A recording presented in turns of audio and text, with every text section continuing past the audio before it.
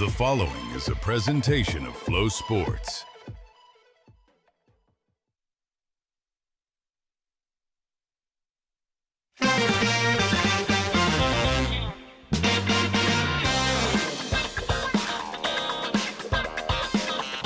Oh, what's going on, everybody?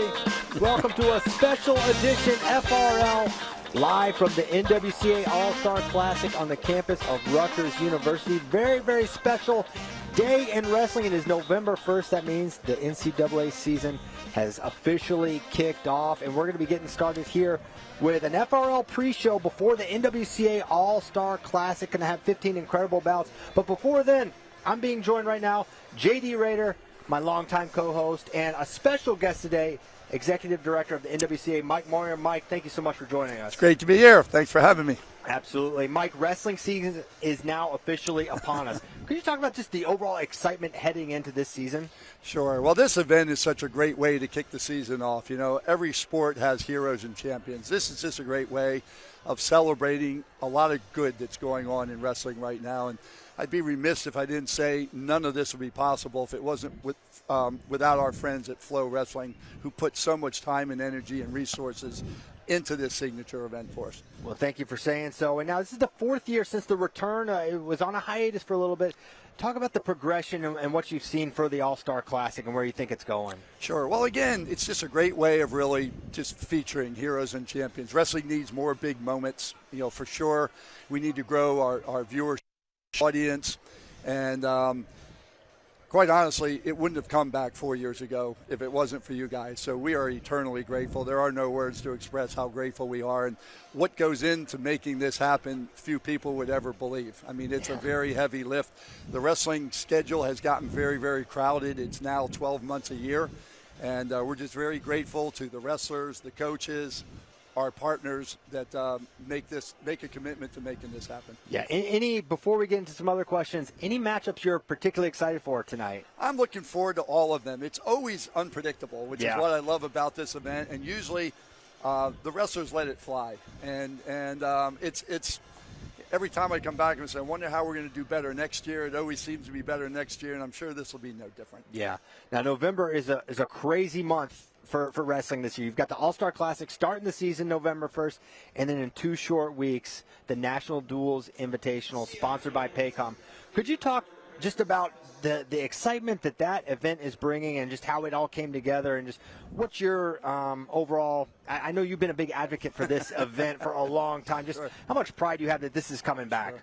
We are so grateful to the people that have made this happen. You have the teams that are participating. You have Chad Richardson and Paycom. And, you know, it's not often a company like that makes a significant investment into the sport of wrestling. Quite frankly, if you were to ask me what 2 for-profit companies out there are probably making the biggest investments in wrestling, it would be Flow and it would be Paycom. Yeah. I mean, it's unbelievable to make this thing happen. As most people know, the intercollegiate landscape is very, very different today.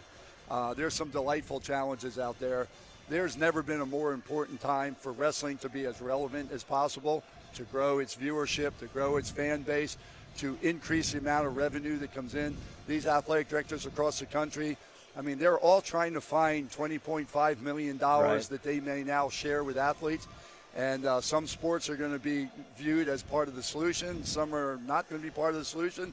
This event is so critical to making sure wrestling is part of this solution. Yeah, absolutely. And now, within your role as executive director, what are the signals that are giving you excitement about the growth of the sport, whether it's at the collegiate level, youth level, or high school? Well, I think many people know between 1972 and 1999, we lost over 550 college wrestling programs. And the ramifications of that were we lost an entire generation, maybe generations of teachers and coaches and officials and wrestling alumni and boosters and that sort of thing. That's the bad news. The good news is since 2000, we've helped to bring back 446 intercollegiate wrestling programs. You know, one of the untold stories is we've helped to probably save 15 Division I programs. Normally when you lose a program to bring a Division I program back, usually it requires $20 million because the school is essentially saying unless you totally endow it, we're not going to bring it back. So you just can't afford to lose the Division I program. So we're doing really well at Division II, Division III, NAIA, junior college. Division I is where we're really challenged. And again, as everyone knows, the more expensive it becomes to operate a Division I athletic department, the more at risk the Olympic sports become. Right. So we're investing heavily in coaching development. We pay all expenses for 150 college men's and women's coaches to go through this comprehensive CEO leadership training program to make sure we can sustain all the growth that we're experiencing. We put between 700 and 1,000 high school coaches through a modified CEO academy to make sure our high school programs remain strong. We've met with over 70 political leaders down in Washington, D.C., in the White House, in both members in the House of Representatives, in the Senate, to make sure that wrestling and the other Olympic sports are protected. We're doing everything we can. And I have to say, none of this would be possible without the extraordinary generosity of our friends at Flow and other donors and sponsors around the country. But about a third of our revenue comes from the generosity of Flow Sports. And there's just no way to put into words how grateful we are for what you guys do, not just in putting signature events like this together, the Paycom duels, but in helping us fund the very expensive mission that we have. Well, appreciate you saying so. Thinking, wrestling fans and people that are in the sport, they don't just like watching it. They love everything about it. Sure. And a built-in thing is like that sort of existential thread. It's like kind of every wrestling fan is always wondering, like, what is waiting around the corner for the sport? For someone at home that's just watching this event, that's maybe a coach or maybe just a fan of sport, how can they contribute? How can they help? How can they get involved? Yeah, well, straightforward. We get asked that question a lot. Mike, we so appreciate what the NWCA does. I would say, honestly, a lot of people don't realize this, but supporting FloWrestling, supporting the track wrestling tournament software, supporting the optimal performance calculator, the weight management program, does a couple things. It's not just the revenue that Flow generously shares with us, but it also, think of how far we've come in 25 years in developing a central repository for data. Like I'm a baseball fan, right? Every baseball player has a batting average. Every pitcher has, an ERA. Every quarterback has a passer rating. Our sport needs this. If we want wrestling to become a more mainstream spectator sport, we need to give the media what the media wants to write about, and it's all about statistics and wins and losses and takedown leaders and pin leaders. And we've really developed together something very special, but we're about 60% of the way where we need to be. If I could wave a wand, I wish that every high school and college wrestling program in the country would put all of their results and all of their stats in this central repository. So, one, it's great for the media, but two, we can more objectively measure the effectiveness of rules and regulations that we put in place. Cool.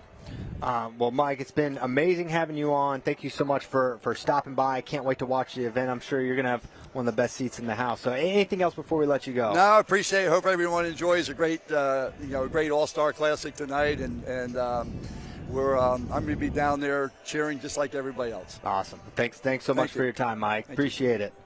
Outstanding. Well, that's fun. We're going to be getting into all the matches here very, very shortly. I think we're going to be – are we going to a break, Greg? Oh, no, here we go. We're going right through. Those are matches? There they are, JD. Okay. Going through the first set of matches. JD, what stands out about our opening slate of matches? Man, so you got a lot of Iowa and a lot of life, right? And that's what stands out to me. Even some non-Iowa connections. Bellamere versus Latifah McBride. Bellamere, former Iowa wrestler, taking on Latifah McBride. Just 4 really solid matches. And then taking us through the start of the Division I lineup, what are you seeing in this first half? Man, it's the questions we have that we're going to get answered, right? Because this is the first match of the season for these guys. It's like, this is what we find out. Where are these guys coming off of redshirt? Where is Casey Swiderski coming back after a year? Things like that. And where are the other standout matches as you see them, JD? Man, I mean, what match doesn't stand out, right?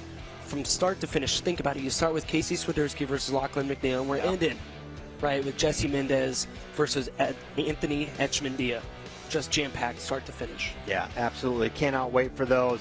All right, I think we're going to be, are we running through all the matches, or we're going to be going to a break? Run through these matches. We'll All right. start. So we're going to get our first look at Casey Swiderski. You talked about that. Yes. What kind of challenges does someone like Lachlan McNeil present to Casey? Man, so really, Casey presents problems for Casey, right? He gets in his own head. Sometimes he's a fiery guy, right? Keeping his composure, I think, is often what he needs to do. Not get too worked up, really work for his offense. And Lachlan, he's just a solid defensive wrestler. You know, how can he open him up? Yeah. Then second match of the NCAA Division I card, Simon Ruiz versus Lenny Pinto. Ruiz 2-0 against Pinto, but it's been pretty close matches, and it feels like the mat has been the difference there for Simon Ruiz. It really has. So in their 2 matches, Simon has been able to ride Lenny out for an entire period both times. I talked to Lenny yesterday in the wrestling room after practice, and he knows. He said, I got to get off bottom. Easier said than done. Absolutely true. Absolutely true. Then our third match, this is an interesting one. At 197, you got Stephen Little versus Joey Novak. These guys have wrestled twice. 2 majors, one apiece. That does not happen very often where both wrestlers have majored the other. Who do you feel brings the edge into this match? You know, I don't know. Yeah. Right? So, but you do look at their first match when Little won.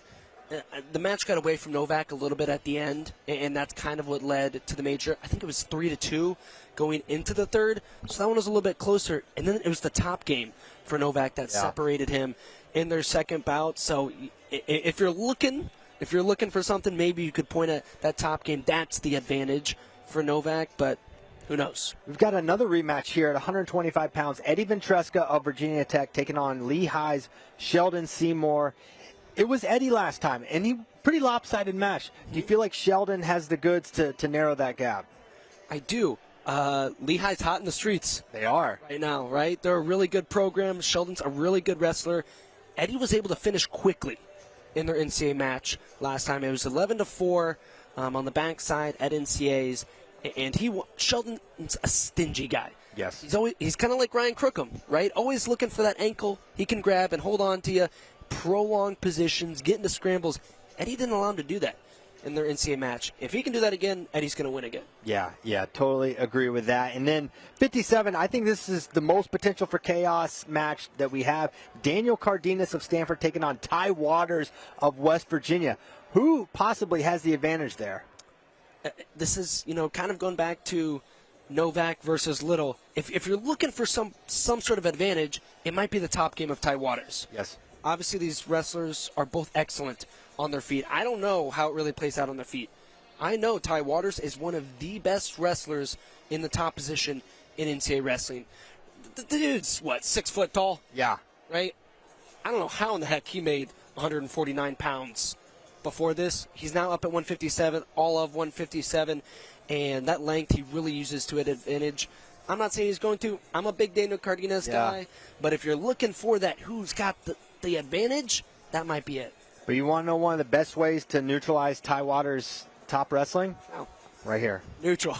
Right here. Don't even mess with it. Stay away. He'll auto bottom, 3-point takedown, 4-point near fall. This is a Stanford guy. He's got the big brain for thinking through it. So I don't know. Does he go under is maybe a big question headed into this match. And then 165, Daniel Cardenas' teammate Hunter Garvin, Iowa native. Yes, Iowa City. Have to give that shout. Taking on Max Brignola of Lehigh. Probably people watching this are like, who is Max Brignola? Why is he in the All-Star match? JD, fill him in. Man, another Lehigh guy and another guy coming off of redshirt, right? But do not sleep on Max Brignola. He's a senior, a 2-time national qualifier, and he was still active last year, went 18-0 competing in opens just as a redshirt. So do not sleep on Max Brignola. And that one's going to be wild because there is no non-wild Hunter Garvin match. That's absolutely right. His match last year was total chaos, and I expect the exact same. I think it was Garvin versus Peyton Hall at the All-Star last year. Back and forth match. Garvin was looking good, and then I think Hall came back and ended up winning by fall there. So Hunter Garvin matches are always fantastic. Then moving up to 184 pounds, Jackson Smith of Maryland taking on Oklahoma State's Zach Ryder. What does the freshman have to watch out for against Jackson Smith? So the question leading into this match is, Will Smith's offense, size, and seniority prove too much for the freshman in Rydell, right? Can Ryder or can Smith get to Ryder's legs, or will the defensive capabilities of Ryder frustrate him? And I don't know. I've gone back and forth on this one. It feels like a match, we were talking about it, where maybe what happens is you come away going, wow, Ryder looked really good, but Smith is just too savvy, too old. But then I look back at, Smith's year last year, and he lost. When he lost, it was generally the guys who shut it down. Yeah. He can sometimes struggle with those more defensive, really technically sound wrestlers. So I'm not really sure how this one's going to play out. Yeah. All right, and then we're coming down the home stretch. These final 3 matches are absolutely fantastic, and starting with 285 pounds, Younger Bastida versus Tay Goodale of Michigan now. Recent transfer, was of Campbell, now at Michigan. What are your thoughts on this matchup? 2 more guys coming off of a redshirt year last year, and it was funny. Our guy Andrew Spey was in Ames 2 or 3 weeks ago, interviewed Bastida, and he said, describe Goodale's style, wrestling style. He goes, athletic, and aggressive. And he goes, okay, well, then how would you describe your style? He goes, more athletic and more aggressive. So I don't know about that, but I do know this is going to be a great matchup. There's going to be a lot of points on the board. Look at this highlight we're showing right now, where Younger just easily picked up Lucas Davison and threw him over his back. That's a national finalist. Yes. Right there, Lucas Davison. Absolutely. Younger Bastida. Well, I think this, if you're looking back, if you're asking me to predict the match of the night, I think it might be this one. I feel like both guys are going to want to let it fly. And there's just an added element. When it's heavyweights, it's just a little bit cooler. Right? And the big guys are going for it. And I think that's exactly what we're going to have at 285 pounds. Now, let's get to a little Rutgers flavor. We've got NCAA champion Lucas Bird of Illinois taking on Rutgers' Dylan Shaver. These guys have wrestled back for years now. It's always been Bird. Can Shaver ride the momentum of the home mat advantage and potentially get a win over a national champion? I don't know. The last time they wrestled was right here in this very arena, Jersey Mike's Arena. Lucas Bird won that one 6-5. Again, I've said it a couple times here tonight. It was the top game for Bird that made the difference. He was able to ride Shaver out to get that win. But 6-5 shows you Shaver is capable of scoring on Lucas Bird. He knows what he needs to do. He said, I just got to do the small things right. Don't get overwhelmed by the moment. Get out from bottom. And he goes, when I get to my offense, I'm one of the best 133-pounders in the country. Which, you know what, I kind of agree with him. He is really good. He is underrated. Yes. One of the most underrated wrestlers in the country, Dylan Shaver. I couldn't agree more. Watching Dylan Shaver, you're like, this guy he's got the pieces to put together a deep run at the NCAA tournament. The things he can do, not a lot of other wrestlers can do. But with Lucas Bird, if you're asking me to say, hey, what makes this guy special? He's a really good competitor. He's good at everything. He knows how to win the matches. Yes. Right? And that is a skill that's sort of like, kind of gets left out. It's like, oh, he has great leg attacks, or he's good on top, or he's fast. It's like, this guy just knows how to win college wrestling matches, as evidenced by his NCAA title, right? Hey, he's also trying to go 3 for 3 in All-Star matches. That's pretty rare. I don't know if that's been done before. I got to check the history books. I'm sure somebody, but I'm trying to remember who he beat 2 years ago. I know he beat Nasir last year. Do you remember? Nasir, it was. Shoot, I just was watching it the other day, but I can't remember. It'll come to us later. Well, okay, and then the main event. We got to talk about this one. Jesse Mendez versus Anthony Echemendia. It's a 1-7 matchup, but the ranking disparity doesn't really tell the whole story for the wrestling disparity. Go back and watch their match 2 years ago from NCAAs, and you will see this was close, right? Okay, I'm going to say it again. It was the top game that made the difference for Jesse Mendez. Now, this was also Echemendia, a Cuban, right?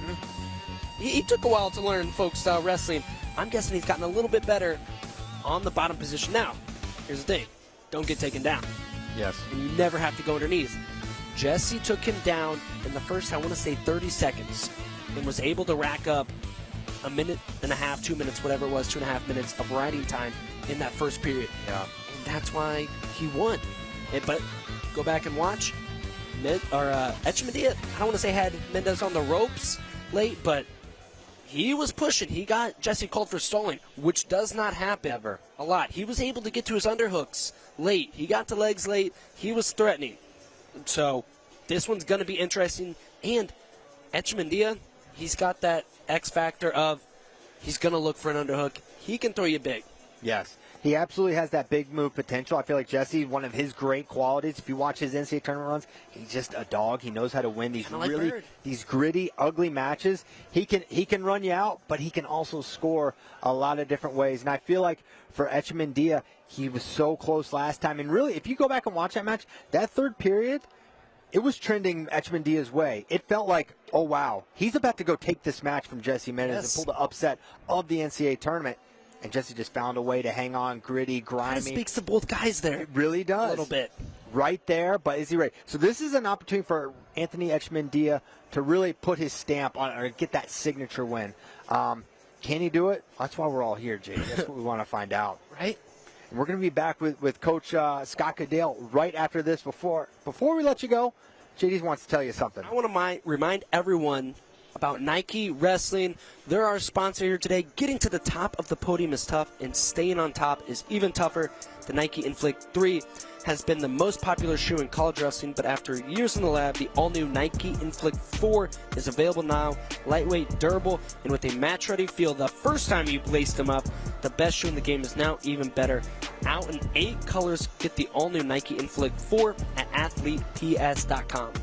Really appreciate the support of Nike Wrestling. We'll be back with Rutgers head coach Scott Goodale after this.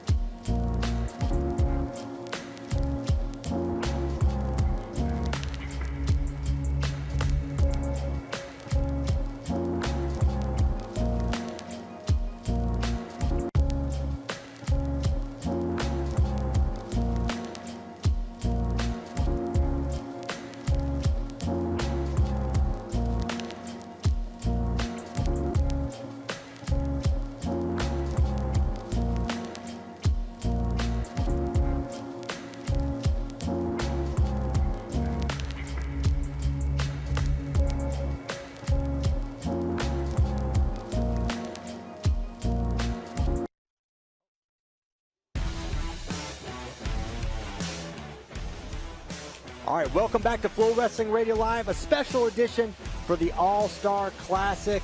I'm Christian Piles, once again joined by JD Rader, and we are privileged to have Rutgers head coach Scott Goodale joining us. We're here. This is your home venue, Jersey Mike's Arena. Just talk about your excitement having the All-Star Classic here. Yeah, just it's a great arena. It's a great wrestling arena. It's a great wrestling atmosphere.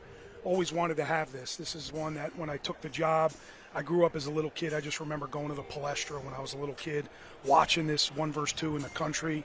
And I said, one day, man, we should host this, and been very, very fortunate. Final X has been a really big deal when it was here.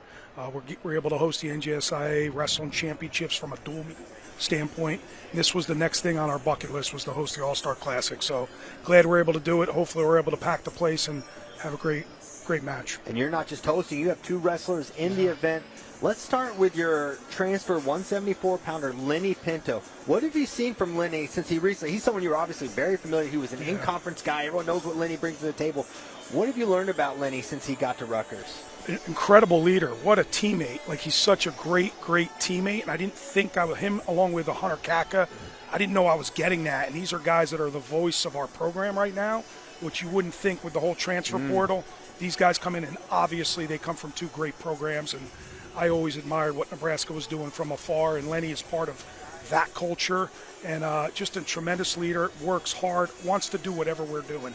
Sometimes you get these stars that kind of want to be on their own page, and when it's time to, train it a certain way, when it gets close to competition, they want to do their own thing, but he wants to do everything we're doing. He makes it a point to let us know that, and but everything you see in the years past, it's kind of the same thing. Very explosive, wrestles really, really hard, but we're going to have to manage that tonight. We're going to have to be really solid tonight and kind of manage that. And he's going to flurry regardless, but we're going to have to manage kind of the pace of the match, if that makes sense. Yes, and he spoke pretty deliberately about the challenge that Simon Ruiz gives from that top position. What have you seen? How much attention focus have you seen in his work getting off the bottom? Yeah, well, we worked on it. That's the bottom line. We worked on it. We're very familiar with Simon. He's wrestled in this and trained in this room before, so he's obviously a Del Barton kid, a New Jersey kid, and we've watched him, so we know what he does. He's a single wrist guy. He's very, very good on top. He's super, super stingy, so everything's going to be really, really hard, and we got to be able to manage the match. It can't be from whistle to whistle. I mean, you try to teach a guy whistle to whistle, but he's got to pick his spots and be really solid in his approach and what he's doing. And when he is on bottom, we got to find a way to get out right away. Yeah. We got to go right away. We can't spend a lot of time down there. Key position to watch throughout. And now your 33-pounder, Dylan Shawver. Feels like he's been right there with Lucas in the past. What does he need to get over the hump against a national champion? He's just got to finish a leg attack. There's going to be opportunities for him. He'll be in on shots, and that's hard to do against Bird, right? He's got that, puts his hand in the mat, and it's a big square stance, and he takes a lot of space, and Dylan is kind of on a track side to side and kind of wrestles that way. He's got to bring it to him a little bit and kind of go forward. Okay. And there will be some opportunities where he'll be in on his legs. He's got to convert. And he was in on his legs a couple times last year in the dual meet. He converted once. It's got to be a little bit more often for him to win this match. Yeah, absolutely. And what have you seen from Dylan? This is last year, I believe. Yeah. And what, the extra urgency. He's been on the podium. Now there's probably only one thing on his mind. What have you seen from Dylan Shawver the last year? I think the key for Dylan this summer was he was training for the World Championships. So he was constantly preparing for whether it was a ranking series or whether it was the World Championships. And he wrestled some really good guys who are some of the best in the world, very, very close, but didn't win. So that's, it's almost like we're back to square one because he's such a competitor and he's very, very good and he's going to win a lot of matches, but we have to find a way to win these type of – this is the reason why he wanted this matchup, because he knows he needs to find a way to win these big matches. And he's trained all summer, so he's in shape from the get-go. Preseason was not even a thing because he was going to the World Championship, so he's certainly prepared for this match. Yeah. Wrestling is in the blood here of New Jersey. They love it.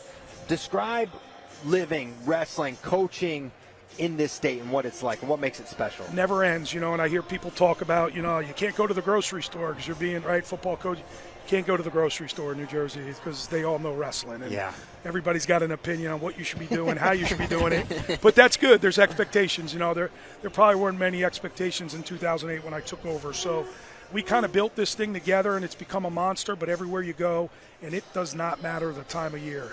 Doesn't matter the time of year. Doesn't matter what you're doing. If you're on the 15th hole of a golf course, there's somebody in the gallery that wants to know what the lineup looks like. So there's expectations around this place. It's a very rabid fan base. They love you when you're winning, and they're on your tail if you're losing, and that's all good, and that's kind of what we created, and I kind of love it.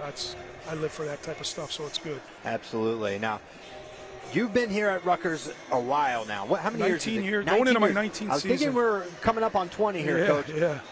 What have you seen in terms of the growth of the Rutgers wrestling program since you got here? Well, administration's turned over quite a bit, and every time we get a new administrator or new AD, I hear the question, are they going to like wrestling?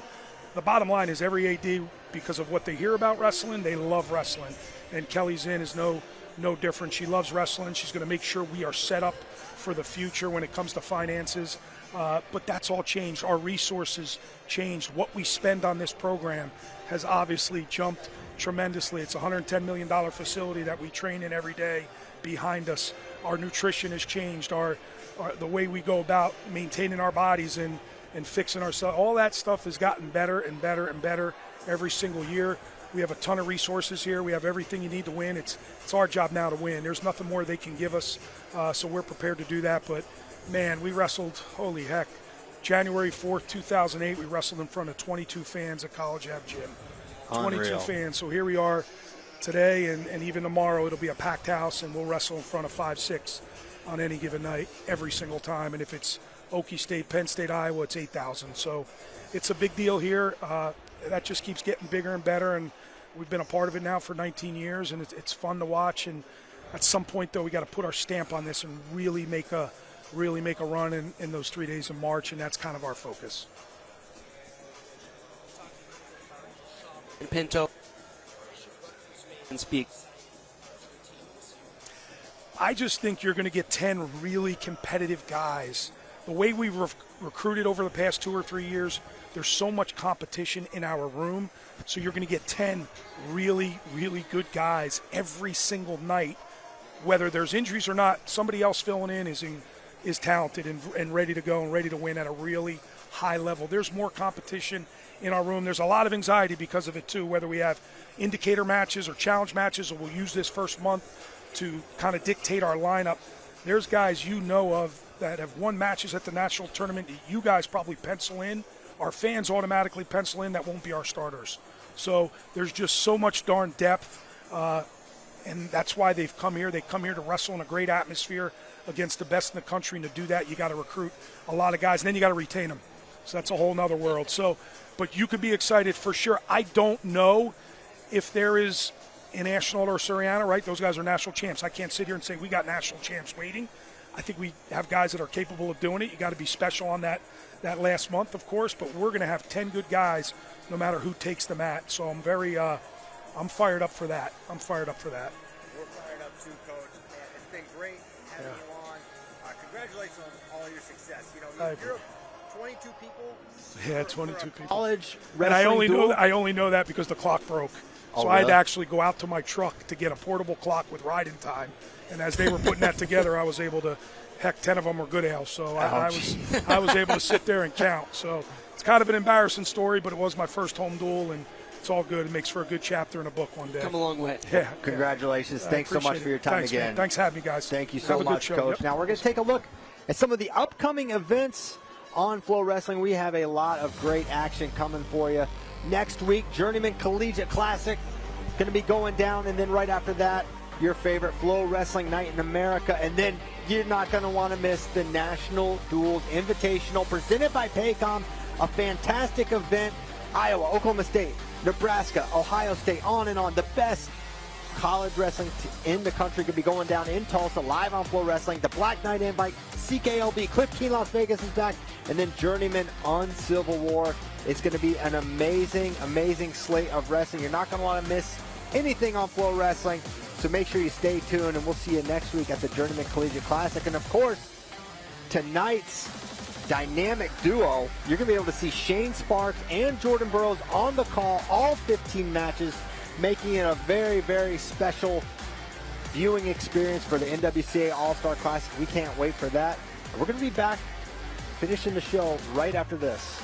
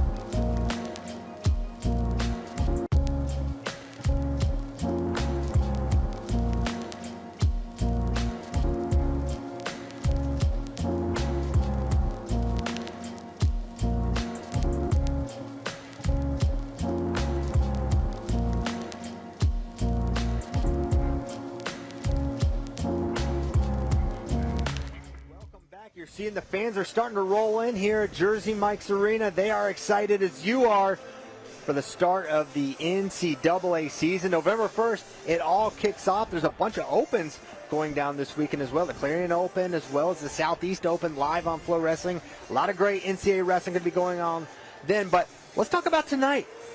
We're going to be starting the evening's event with 5 matches, 4 women's freestyle, and then 1 D2 versus D3. What can you tell me about the opening women's freestyle matches, JD? Yeah, so starting off at 138 pounds, where we've got Zayna McBride versus Katie Lang of Grand Valley. This is the first meeting between these two, right? But both of these girls went unscored upon in their national tournaments last year, en route to national titles. Kyle Klingman, our guy, he talked to Terry Steiner. Terry's analysis, he's always spot on. He knows. Both are stingy and will fight hard through every position. Don't expect many scrambles, just good, hard-nosed wrestling between 2 quality wrestlers. Yeah, 2 juggernauts colliding here. That's what this event is all about. What can you tell us about our next match at 145? Yeah, Esther Cole versus Reese Laramendi from Iowa. These two haven't wrestled each other, despite their schools being so close together. But they were, Cole was an NAIA champ last year. Laramendi took 3rd at Nationals, but she was a champ the year before. Yeah, so a lot of pedigree going on there. And then as we head to the 3rd match, our final 2, what can you tell us? Latifah McBride versus Bella Meir. That's 160 pounds. That might come as a surprise because Bella Meir is not normally at 160. She bumped up for this match specifically. Bella Meir, a dog. Yes. Right? She does grappling. She does MMA. She's going to try and turn this into a fight. Daughter of MMA legend. Yes. Yes. Yes, Frank Mir. But Latifah McBride is up for the challenge, right? So kind of similar to 138, this one's going to be a brawl. The McBride sisters are all extremely tough. They've got a really diverse skill set, upper body, great wrestlers. And then talk about our final match there. Sage Mortimer versus Selena Shotwell. Shotwell, a late replacement to take on Mortimer. This one, we do have some history between these two. Mortimer is 2-0. She won 12-0 in their last match. 2 big moves. Textbook Sage Mortimer. Yeah. Right? Got double unders in one. Took Shotwell to her back. The other one, headlock. Just classic Mortimer. Shotwell's got big move capabilities as well, though. If she can avoid getting thrown and get to her throws, that's going to be the fight there in this match. And at D2, D3, we've got a 141-pound match. What can you tell me about these 2 athletes? Mark Samuel, he was the first NCAA champion in Roanoke history last year when he won a D3 title versus Kyvan Grace, who was a national finalist last year in Division II. So that'll be the first 5 matches before we get into the NCAA Division I section. So it's 15 matches in all. So going to be an amazing evening of wrestling. Let's get started at 7 o'clock Eastern. Before we conclude here, it wouldn't be FRL. It wouldn't be FRL. If we didn't have questions from friends. That's what's going to be happening now. We love our friends. We love our friends. You should love your friends. And we're going to be starting with some questions. I'm waiting for Greg to pull up question number 1. I think it's going to be from Virginia is for FRL. He lists all his winners, I think, and he says all are ranked 5 or lower to start the season. Which of them would you pick to end the season as champs? So Swiderski, Pinto, Seymour, Waters, Brignola, Ryder, Goodale, Shaver, Echmendia. JD, I'll let you go first on this one. Man, this one is tough, right? I mean, with Ryder, it's like... But you got to pick the weight. You want to say Ryder? If you could leave those up for a second, or do you have them here? I do, right here. All right, perfect. Don't leave them up. So with Ryder, you think he's got the pedigree. But that weight class with Max McAnally, Angelo Ferrari, Aiden Sinclair, Rocco Welsh, on. And there's probably some guys watching is like, what about me? Yeah, you too. There's a lot of good guys at 184 pounds. That makes him tough to say. 157, Ty Waters. That's where my mind jumped. He's interesting. You think about, remember, he didn't wrestle last year, so it's a little out of sight, out of mind with Ty Waters. This guy was on fire at NCAAs in 2024. He majored Ridge Lovett. Ridge Lovett, the guy you watched win NCAAs last year. Yeah, he majored that guy. He pinned Kyle Parco. Ty Waters is like that. And what he brings to the table is incredible point scoring ability.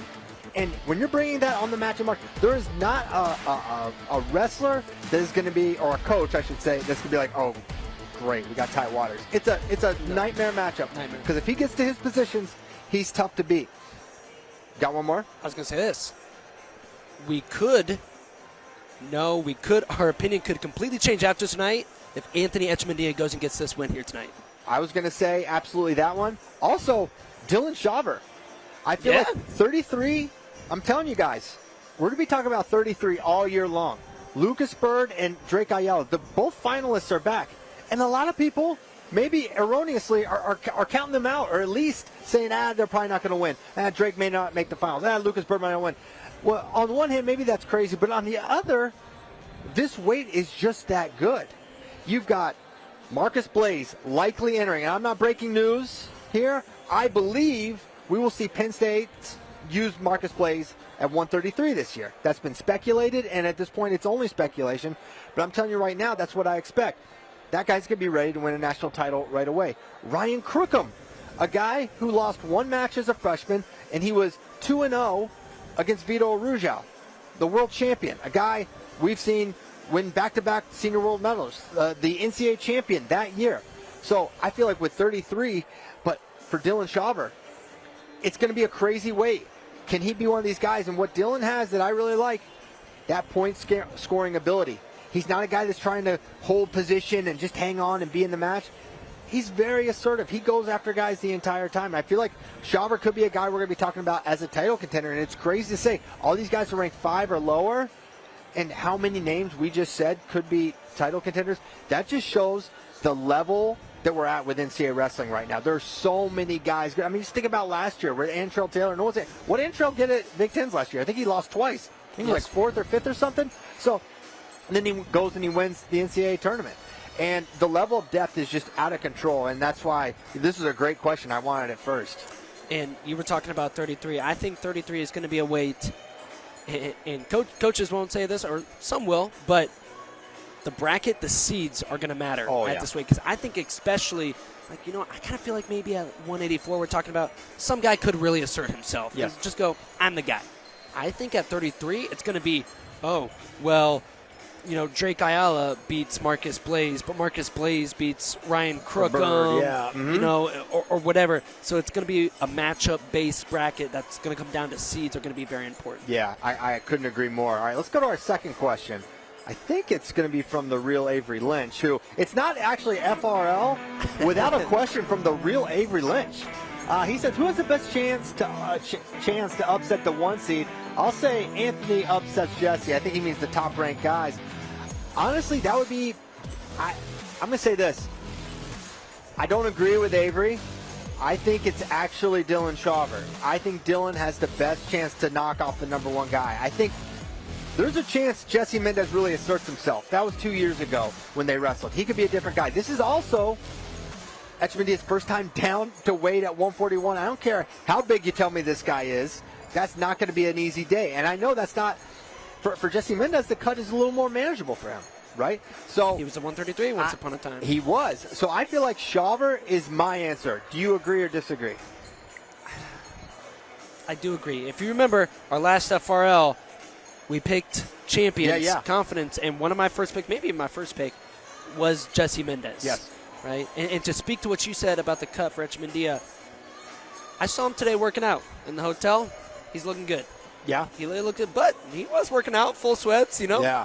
Hoodie up, but he wasn't struggling too bad, just normal getting some weight off stuff. But that is a good point. The cut's a thing for him. The cut's a thing. First time down, you don't know how you're going to act, but I can't wait for that match. It's absolutely so. That's my answer to your question. I think we have another question from Virginia's for FRL, I believe, Greg, if you want to pull that in. Yes, indeed. Does Tay have the biggest change in training situation from anyone last year? I would say definitively yes. I mean, and the Campbell Wrestling program is really impressive. What they're able to do in Bowie's Creek, North Carolina. This is not a wrestling hotbed, guys. This is not an area known for deep roots in wrestling. And Campbell has just found a way to put a winning product on the mat year in and year out. But it becomes even more difficult at the heavyweight class because, you can have your 33 going up with your 41 and 49. They're getting a good feel. Right. Heavyweight's heavyweight. And if you're way better. So at that point for Tay, he's just getting rotated on shark bait style in training, which got him to a very high level. I mean, we watched this guy a year ago. He dominated Nick Feldman, opened all our eyes. We were like, what is going on? And that just was not on the radar. And now he's at Michigan.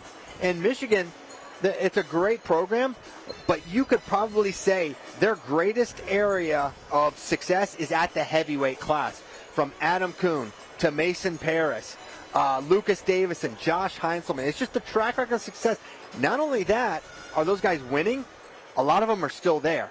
So the partners that he has, not to mention Jacob Cardenas, who I'm sure he could come up and wrestle with the heavyweights as well. So the level of partners he has, I'm not going to say coaching. The coaching is great at both those places, but just having those partners is huge. And I don't think you could say there's a guy with a better upgrade in training situation than Tay Goodale. Oh, and that's why I love this event being the kickoff of the season, because it's like, what is Tay Goodale this year? Yeah. Right? There are so many questions that we are hopefully going to get answers to tonight. And to kind of speak to almost the opposite of this, a completely different training situation, I also want to say it's cool what Campbell's doing, where they are openly, actively being like, hey, it's okay that Tay went and transferred somewhere. We are going to support him through this. Yeah.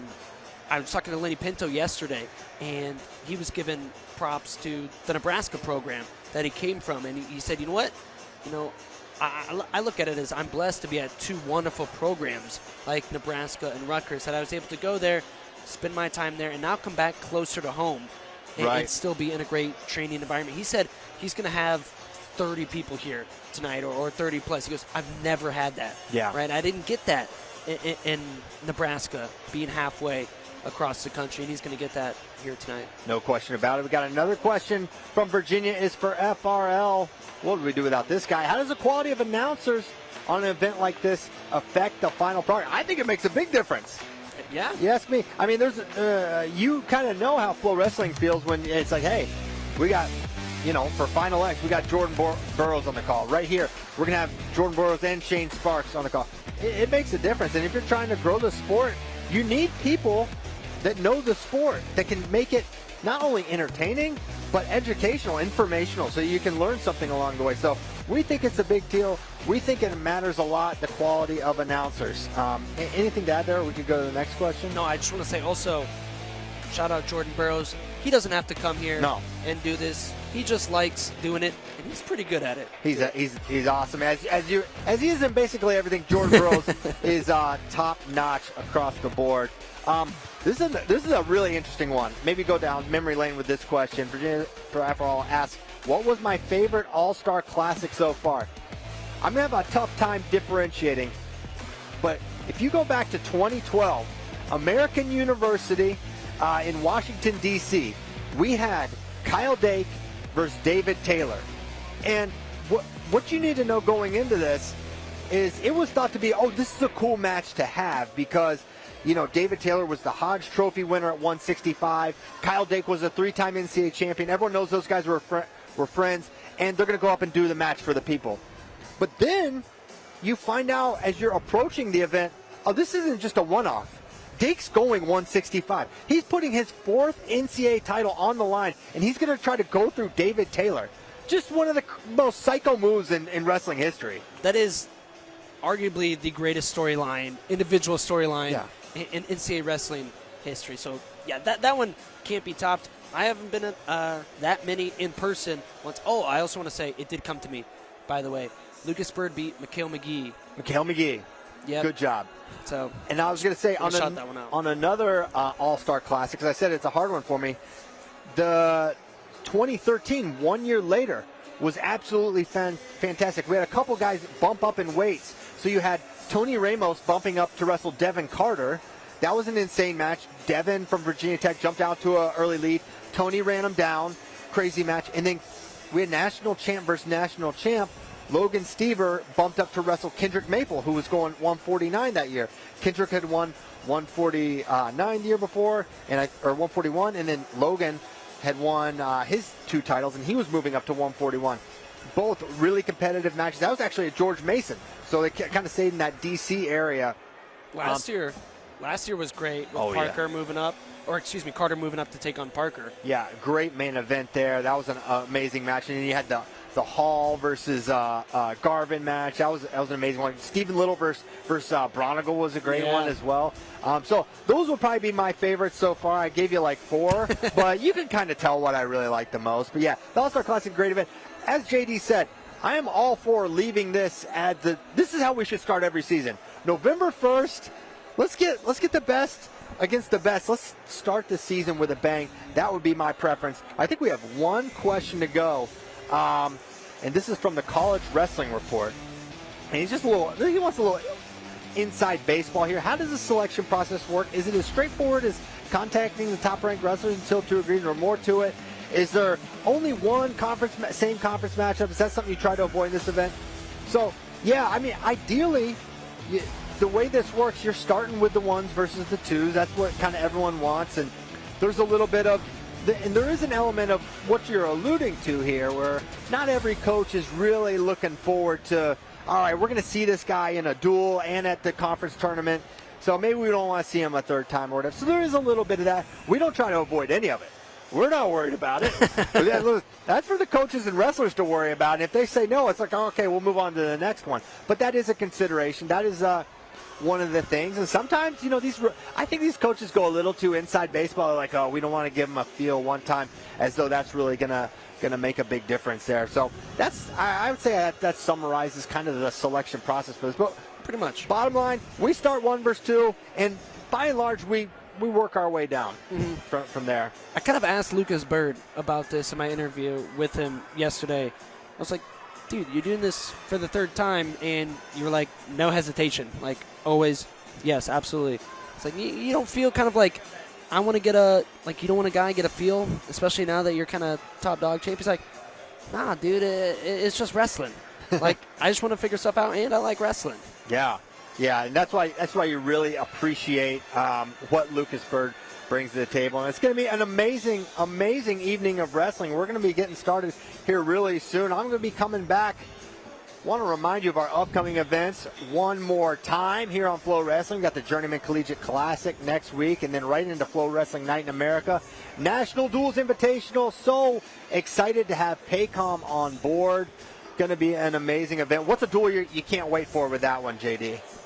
I mean, I don't even know where to begin. Yeah. Right? Like one of the first rounds, or one that we could see down the line? Take your pick. Because round 1, you got Virginia Tech taking on Minnesota. That's a crazy first round. How about the Schwab Mob? UNI versus NC State round 1. Winner gets Oklahoma State.